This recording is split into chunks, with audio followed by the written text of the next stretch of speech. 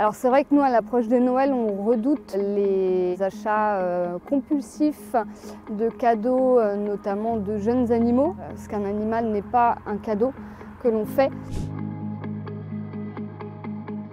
On redoute l'animal cadeau sous le sapin de Noël. Malheureusement, et c'est toute l'année, il nous arrive d'avoir des demandes d'abandon de personnes à qui on a offert des animaux alors qu'ils ne désiraient pas avoir d'animal. Inaya, elle est arrivée en 2015, elle a eu 6 adoptions entre-temps, mais elle cumule, oui, beaucoup d'années de refuge. C'est malheureusement un petit peu sa maison ici, quoi.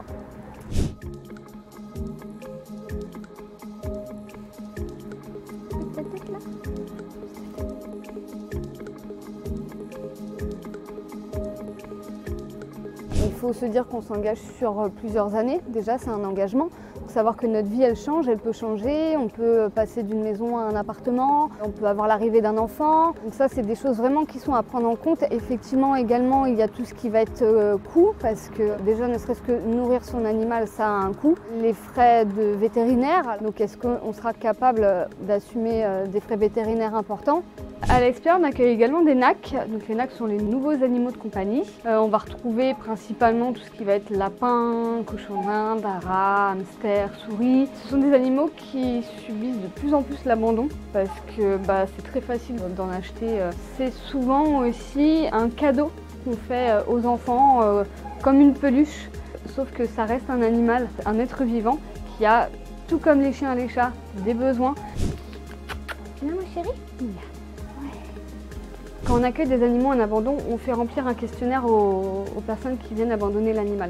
Et dans le questionnaire, on leur pose la question de pourquoi ils avaient pris l'animal.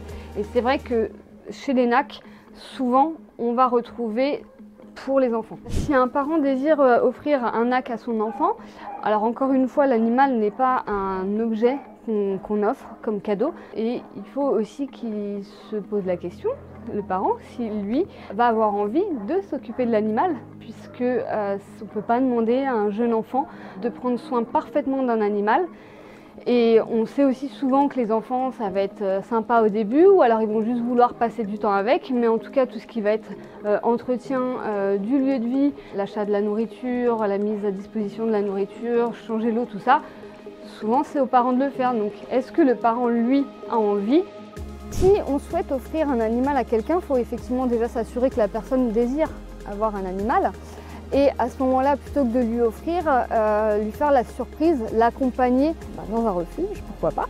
Et ça permettra à cette personne déjà de voir si oui ou non elle désire un animal et d'être accompagnée aussi dans la démarche si c'est le cas. Parce qu'un animal n'est pas un cadeau que l'on fait, si on revient sur l'animal objet.